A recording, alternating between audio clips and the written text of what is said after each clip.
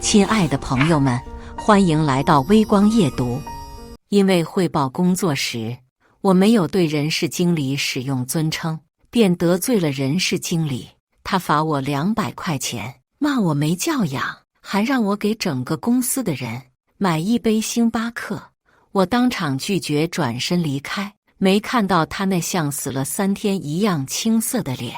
没过几天，他通知我被公司开除了。后来他带着一家老小打爆了我的电话，让我给他一条活路。晚了，姐有的是力气和手段。哼哼，接下来开始我们本期故事，记得点击订阅并开启小铃铛。盛若，上周19楼仓库的盘点有什么问题吗？因为老妈最近住院的原因，我茫然地抬头看向老板，疲惫道：还没盘完。张康今天上午才将钥匙给我，目前盘到1903。老板听完我的话，脸上的眉头能夹死蚊子了，板着脸让我和吴小雨2人今天必须盘完19楼物品。我和吴小雨的脸立刻垮了下去，相视一眼，心想着今天要干到凌晨了。散会后，我和吴小雨赶去19楼的路上，看到人事经理张康在群里发了条信息，并且我根据公司规章制度，盛若，你要喊我张经理。我翻个白眼，懒得理他。要不是他不给钥匙，我们早就盘完了。何苦大冬天的加班？不骂他都是好的，还在这儿刷存在感。谁知他竟没完没了的继续我。盛若，对于你的行为过失，我认为应该罚款200，请下班前转到我微信上，顺便帮我给公司员工点杯星巴克。一旁的吴小雨也是无语了。若若，他可真不要脸，公司400多人，他怎么不自己去买？明摆着拿我当冤大头呢。直接在群里回了一句没钱不买。谁知张康又我，开始爹味十足的说教，在职场里要圆滑一些，我这是给你将功补过表现的机会。现在的小姑娘真是没家教，你没妈吗？你妈死了，没人叫过你吗？这老东西蹬鼻子上脸，官不大，倒是挺会摆谱的。别人惯着他，我可不惯着他，都是打工人，谁比谁高贵一样。一个私企真把自己当个官僚。今天我就让他知道，嘴是让人吃饭的，不是用来喷屎的。我黑着脸冲进张康办公室，手拍在桌子上，死死盯着他。你说谁没家教呢？给我道歉。他微愣后，气得抬手指着我，甩着脸上的肉褶子，唾沫横飞。你眼里还有没有公司？这是经理办公室，谁教你的？不敲门进来，还威胁恐吓经理，是谁把你招进来的？保安呢？保安，把他插出去。气得张康脸红得像个关公，实在滑稽，谁来都没用。今天你必须给我道歉。说完，我拉了张椅子坐下等他道歉。此时周围皆是围观看热闹的同事，大家窃窃私语的讨论，看得不亦乐乎。吴小雨见事态不妙，赶忙跑去喊财务经理老刘。看什么看，都不用工作了，在场非相关人员罚款20，下班前转到我微信上。接着办公室的门就被关上了。我往门口看了眼，说话的人是人事部张小倩，真是蛇鼠一窝的东西。刚被关上的门，没几秒又被财务经理老刘打开。老刘一进屋便打哈哈道：张经理这么大年纪，跟个年轻气盛的小丫头计较什么？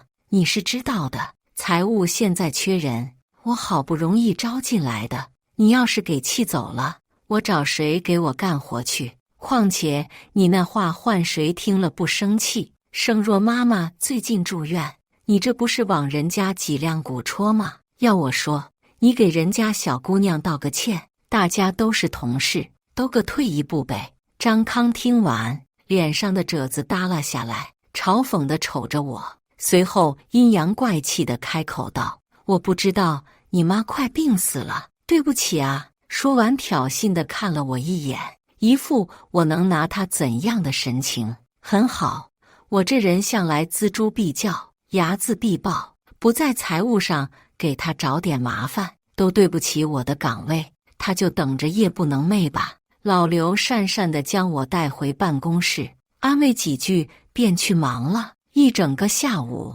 我和吴小雨在19楼翻箱倒柜。19楼放着公司的酒水，飞天茅台873瓶，银色高地578支，红牛186箱。盘完后已经是晚上8点了，我拖着疲惫的尸体等电梯。一旁的吴小雨猛然一拍大腿，我想起来了，飞天茅台多了2瓶，因为今天上午人事部张雪梨还和我吐槽呢，说昨天夜里11点多他都睡着了，老板突然打电话让他去公司取2瓶茅台送去实验府，来回2个多小时，回到家都是后半夜了，害得他都冻发烧了。但是表示张经理昨天下午给我的应该是871瓶，我们盘的确是873。若若，账上多了2瓶。张雪莉拿酒的事情，张康知道不？没，他今天烧得浑浑噩噩的请假了。得嘞，得回去重新查了。看样子今天12点前是到不了家了。我神色恹恹地拍拍他肩膀，那走吧，我们再去开箱数一遍，别是数差了。苦哈哈地折返回到19楼，想着拆箱仔细查看。这一打开可了不得，入眼的第一瓶便是假酒，2012年的酒，有机码竟然是粗的。我瞬间来了精神，这公司远比想的要有意思，将那些假酒单独拿出来放一起。吴小雨有些不明所以地看向我，若若，你拿出来干嘛？我神秘一笑，因为这个酒是假的，2012年的茅台，有机码是细的，2013年以后才是粗的。卧槽，你别乱说，采购的人怎么会犯这种错误？他们都是正规途径购买的，这个绝对是假的。先把假的拿出来单独放着，等明天上报看领导怎么说，行吧？那听你的。查完竟然还是873瓶，其中还有28瓶是假的。我想这事儿应该和张康有关系，秃驴等着我举报吧。张康拖到今天上午才给钥匙，绝对有猫腻。有些人怕是偷鸡不成蚀把米，我心下当即有了判断，但还是有些不确定地问道：19楼的钥匙是谁负责的？吴小雨是公司的老人，相当肯定的语气回道：钥匙就只有2把，张经理和老板各1把。瞬间确定了自己的想法，某人在盘点前动了手脚，这事儿等着明天上报吧。遇到我他算是要倒霉了。我伸个懒腰，缓口浊气道：走吧，回去歇着，明天还要做下个月的工资呢，一天天的恨不得一个人掰成8份用。你说这么大的公司，怎么财务就只有我和你，还有老刘那个吉祥物啊？吴小雨下意识环顾四周后，小声开口：这你就不知道了吧？过年那会儿，咱们公司的财务总账被开了，跟总账玩得好的都跟着走了。后来招的人基本是上午入职，看了账本后，午饭都等不到就跑路了。每天都有新总账入职，最牛的也就待了1天半。半年过去，现在的账已经从一锅粥乱了成一锅屎，就是大罗神仙来也是无处下手的。而且过年那会儿，不光财务、采购、行政、销售，几乎所有部门都被开了不少人，都是张经理授意开的，赔了很多2N+1，听得我也是大开眼界，下意识开口道：他开这么多人，就没人找老板反馈？嗨，若若，这你就有所不知了吧？张康跟老板关系好着呢，他嚣张的都能只手遮天了，谁敢触他眉头？这真是没想到，姓张的竟然还是个伥鬼。果然做人做事儿不能太嚣张，这下报应来了吧？惹到我，算他踢到铁板了。这假酒和他脱不了关系。第二天找来采购的人，翻找发票及购买凭证，结果全是正规途径购买。这下我和吴小雨都懵了，28瓶假酒可不是小事儿。吴小雨劝我算了，说财务的账原本就乱，没事儿的。呵呵，怎么能算了呢？我悄悄带着整理好的文件找老板打小报告去了。嘻嘻，老板知道后，当即让助理把张康等相关人员喊来，在小会议室开小会。张康进来后，人模狗样的跑去老板跟前坐着，和老板有一搭没一搭聊着。人到齐后，老板环视1周后，示意我将事情讲一下。我开口前看了张康一眼，在对方茫然的眼神中开口：物料表是张经理前天给我们的，上面飞天茅台库存873，我们盘了2遍都是873，但是前天夜里老板让张雪丽取走2瓶，库存实数应该是871才对，并且盘第2遍的时候发现了28瓶假酒。早上和采购核对时，采购全是正规途径购买。张康茫然的神色被慌张取代，站起来咋咋呼呼道：肯定是张雪梨调包的假酒，这种人就不配待在咱们公司。老板放心，回头我就劝退他。牛！老板还未发话，他便跳出来锅甩，给自己摘得一干二净。有些人怕是想只手遮天，可我又怎么可能让他瞒天过海呢？我转身向老板提议道：老板，总不能不明不白地给人开了，不如把监控组的喊来调监控吧，这样对方也好赔偿公司的损失。张康立刻坐不住了，在椅子上扭来扭去，抖腿硬撑的样子实在好笑，尤其那眼神，恨不能将我活刮了。老板则皱着眉：走，去监控部。一群人浩浩荡荡往监控部走去，周围的同事也不工作了，全部好奇地望过来。张康找不到理由骂我，便将气撒在他们身上。看什么看？都不上班了吗？当然没人理他，又没犯法，看还不能看了。到了监控部后，张康左瞄右看，强装镇定地对着老板道：我觉得把前天晚上的监控调出来就行。张雪丽要是清白的，那就是采购伪造购买记录。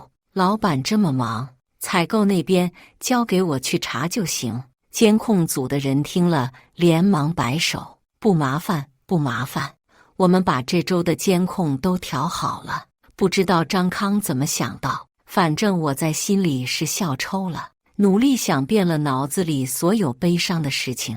监控画面里，张康鬼鬼祟祟，带着酒从19楼进出。老板脸色阴沉，随手将桌上的杯子砸向张康：张康，你他妈的，给我在这唱贼喊捉贼，真有你的！把酒补上，别再有下次，不然别怪我不顾你爹的情面。张康赶忙对老板点头哈腰道：是是是。老板走后，我掏掏耳朵，漫不经心道：这周5之前处理好，不要耽误下次盘点哦。张康咬牙切齿道：小贱人，你给我等着！切，给他个白眼。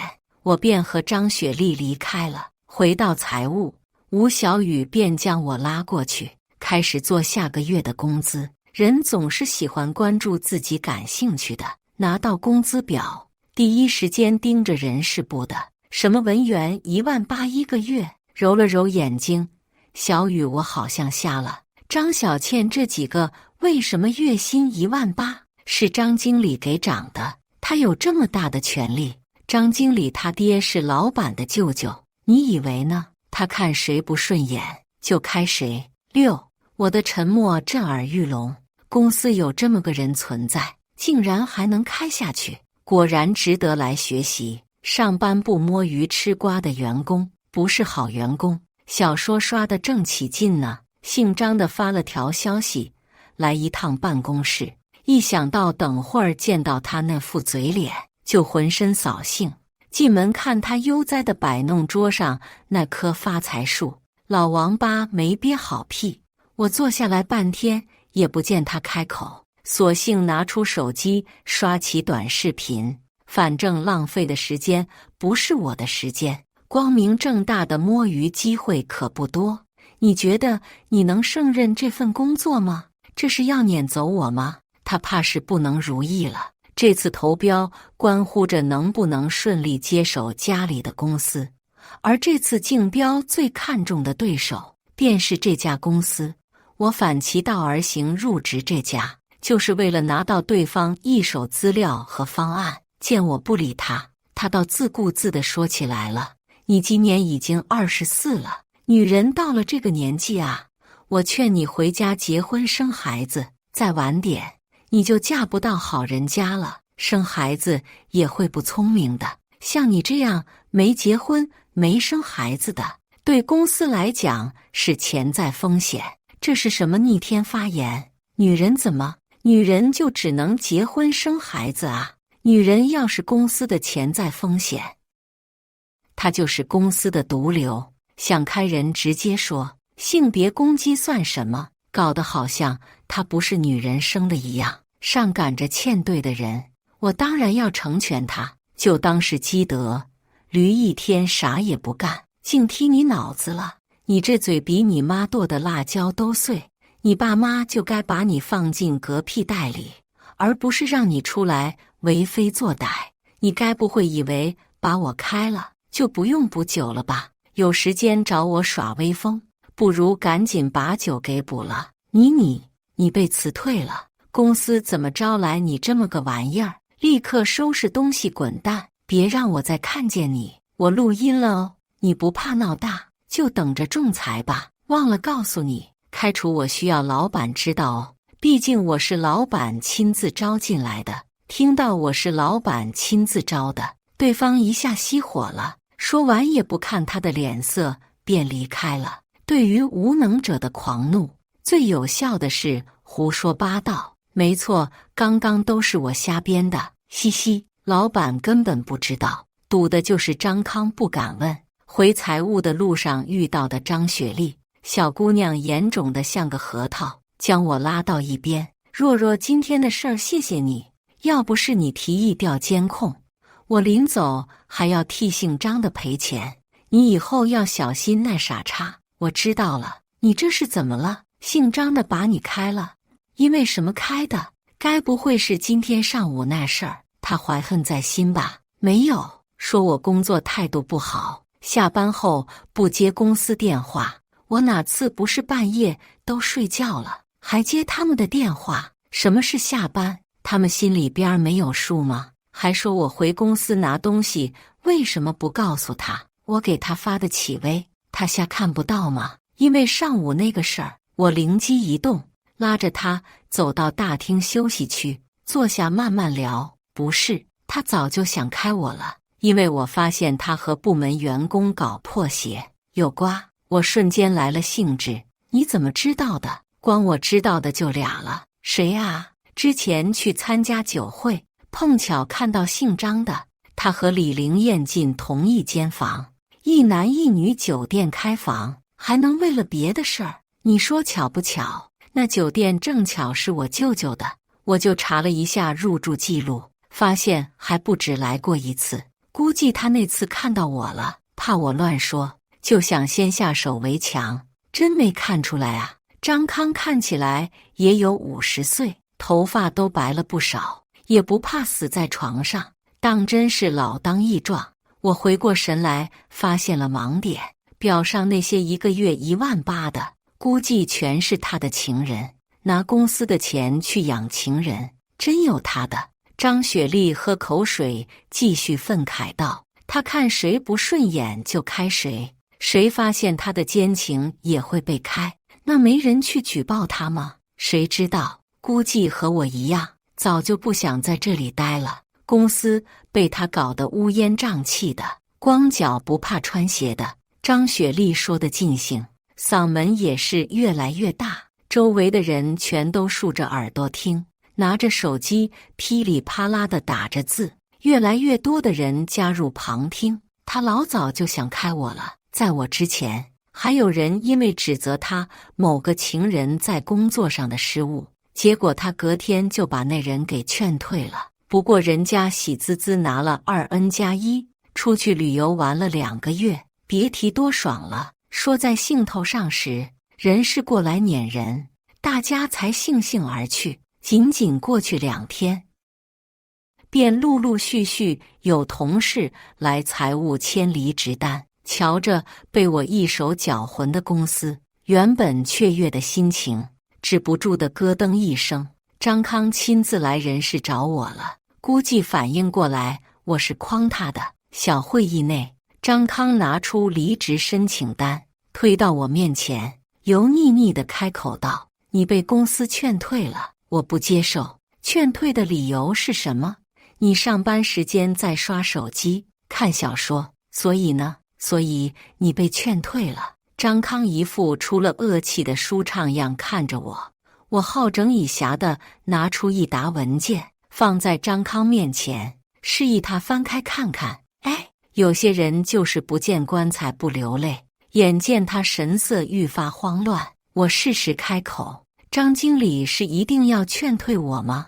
这些只是复印件哦，我不能保证走出这个门后大家会不会人手一份。”没错，文件里是他贪污的所有证据，包括养情人、挪用公司的公款等。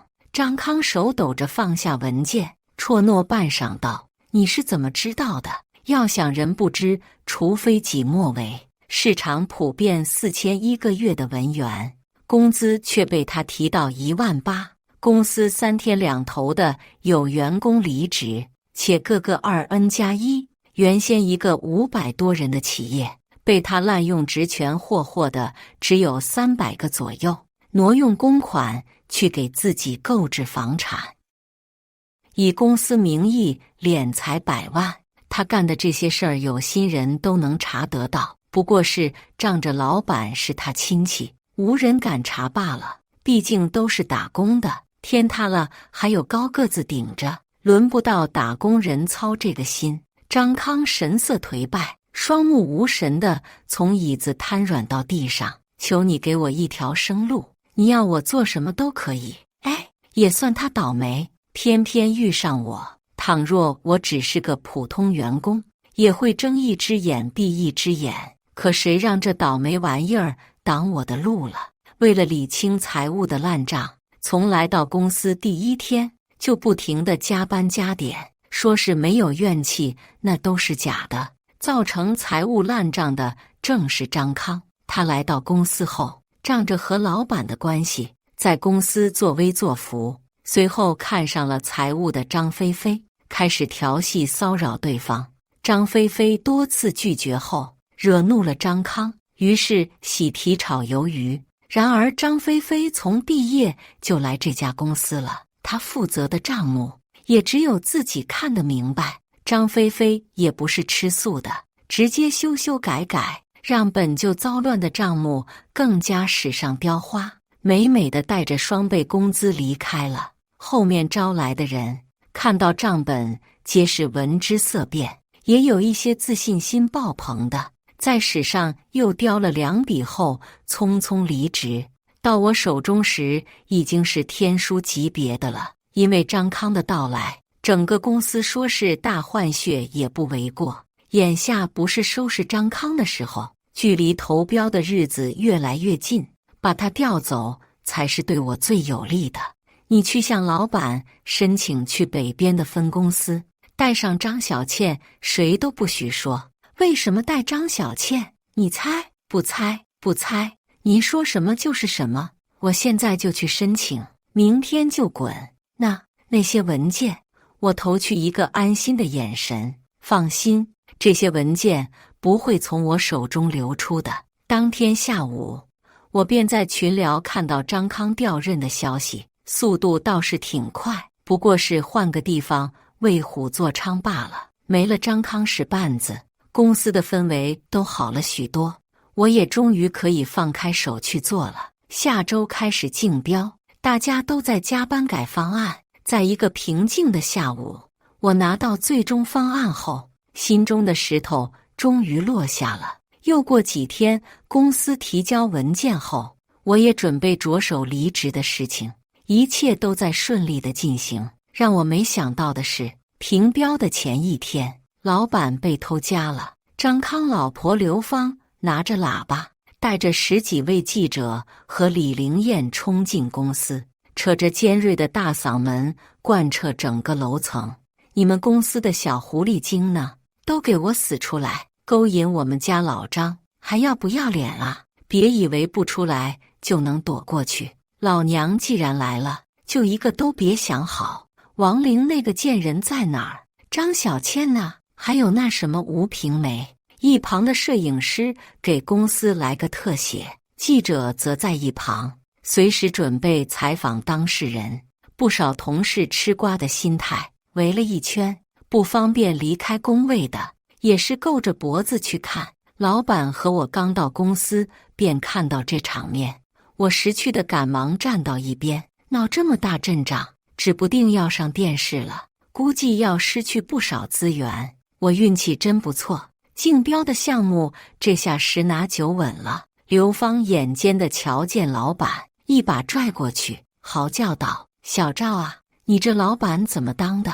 亲娘啊，你表哥在公司养情人，你也不管管，看看你招来的这些狐狸精，你是不是存心要拆散我们家啊？我的老天爷啊！刘芳甩了把大鼻涕泡，肿着的眼继续哭嚎：当初就不该让老张来的，让他老老实实在小区看大门，怎么会出这些事儿？都怪你，都怪你听你舅的，让你表哥来公司给你帮忙，这下好了，都跟你学坏了。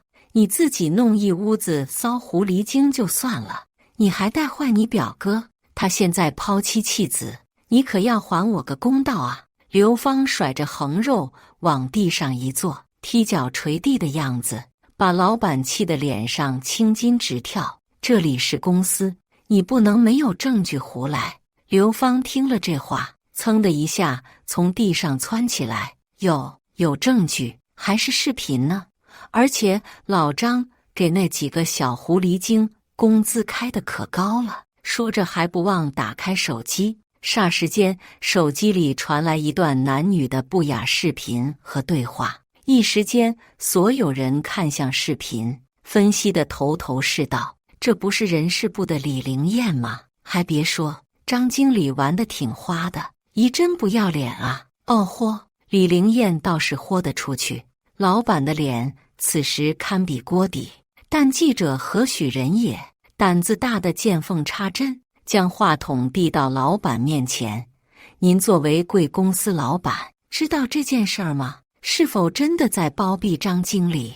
张经理这样的人，您后续还会继续用吗？对于员工的这种行为，您怎么看？一连串的问题砸向老板，我在一旁看得津津有味。老板还没说话呢，一身肥肉的刘芳用蛮力挤开老板，抢过话筒：这还用问他？要我说就赔钱，赔我家老张200万，再把那些个狐狸精都给开了。老板额角突突地跳着，好在这时老板助理带着保安上来，将记者摄影全都送了下去，大家也就识趣地回到工位上。我也准备脚底抹油开溜。盛若，你跑什么？去把工资表拿下来，送到小会议室。难道这就是天选的吃瓜圣体？我抱着文件下来的时候，老板正问刘芳怎么知道的，别是被有心人给利用了，毕竟竞标在即，不能出差错。刘芳唾沫横飞地指着李玲燕道：这个贱人，他拿着证据找到家里，我才知道你表哥在公司被狐狸精迷得5迷3道的，天杀的！让我怎么活啊？都怪你！要不是你招狐狸精，你表哥又怎么会出轨？”说完还不忘甩李灵燕几个巴掌。李灵燕也不是吃素的，瞬间和他扭打在一起。老板头疼地捏了捏额角：“都住手！要打出去打！嫂子，你先别激动。李灵燕，你知不知道公司不能办公室恋爱？”李灵燕顶着巴掌印，发丝凌乱，声泪俱下道：“不顺从的都被他开了，我能有什么办法？怪就怪他骗我，说了只和我好，结果调任却只带走了张小倩那个贱人。我为了他离婚，孩子都不要了，他却这样对我。我找到他老婆报复他，是他罪有应得，他活该。我还有他贪污的证据，证据当然不是我供的。做人最重要的是说话算数呀。我只是让他带走张小倩，其他的可什么都没做呀。招惹这么多情债，当然要还了。欺骗一个女人的时候，就该想到对方的报复，永远不要小瞧女人。《论语》说得好：“唯女子与小人为难养也。近之则不逊，远之则怨。”不知道我送的大礼，张康可还喜欢？刘芳瞧着不对，说是上厕所，却再也没回来。老板看着工资单上多达到8、9个人的工资异常的高，随后又拿起一旁贪污的证据记录，气得哆哆嗦嗦把助理喊进来：“你去把张康给我叫回来，走法律程序，让他把吃的都给我吐出来。”李灵燕、张小倩等相关违反公司纪律人员开除。好一个可汗大点兵！我心里默念：别喊我，千万别喊我，好吗？还是有点子运气在身上的，还没使唤到我。老板先气晕过去了。老板住院的这些天里，公司小道消息漫天飞，大概是说公司只有空壳子，快倒闭之类的话。毕竟刘芳的记者不是白请的，这几天的都市晚报等电视台都在报道那天上午的事情。受到负面新闻的影响，公司的股票连连下挫，同时原先合作的几家公司也因怕影响到自家公司，纷纷避而远之，也有不少上门催债的。当然其中少不了我的手笔。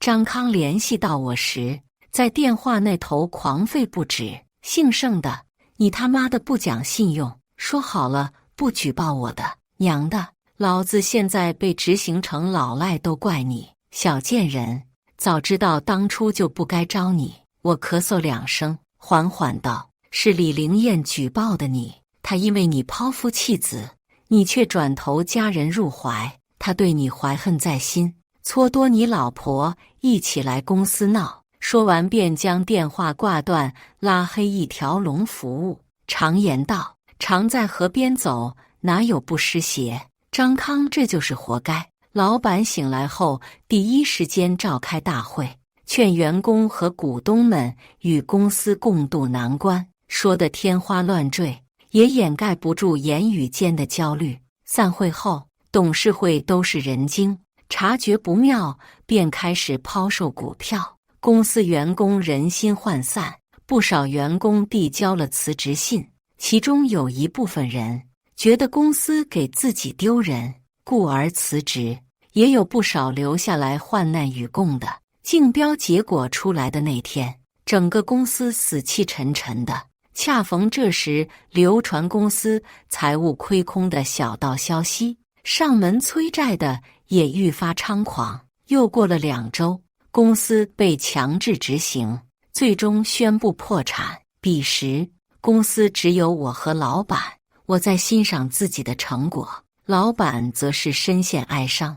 再次见到老板时，对方情难自禁地湿了眼眶，哽咽着开口：“公司倒闭了，你是不是也对公司有感情，才舍不得走？你别难过，我们一定会东山再起的。”可能是因为我想要钱吧，毕竟账上还有些钱。蚊子再小也是肉嘛。那倒没有，就是公司账上还有65万。我指着屏幕说道。老板看了也顾不得伤感，呲个大牙，那赶紧把钱打到我卡上啊！可以，但是只能打52万。哎，刚刚还呲着大牙的人瞬间笑不出来了。为什么？因为要缴税。不过交税能不交吗？不过什么？你倒是说呀，姑奶奶，求你别吊我的胃口了。破产已经够难受了。我心下嘀咕，你破产还不是因为放任张某狐假虎威，自食恶果罢了。我充其量不过是推波助澜，瞧他一会儿哭一会儿笑，一时间起了逗弄对方的心思，慢悠悠拖着尾音道：可以想个办法不交税。对方听完，刚刚瘪下去的嘴角再次上扬呲起牙。那你倒是快想办法呀！我知道你很急，但是你先别急，我怎么能不着急？这可是钱啊，谁会和钱过不去啊？再说，别吵，我再想办法。好好，我不吵，姑奶奶您慢慢想。瞧他热锅蚂蚁似的样子，我心里憋笑，面上却不耐烦地横他一眼。对方立刻噤若寒蝉，在对方期待的目光中，我慢吞吞地娓娓道来，倒还真有个办法。什么办法？就说你作为经理被公司开除，然后呢？急什么啊？就不能等我说完？老板闭上嘴，眼巴巴地看着我，这样可以拿到补偿，然后给你补偿60万。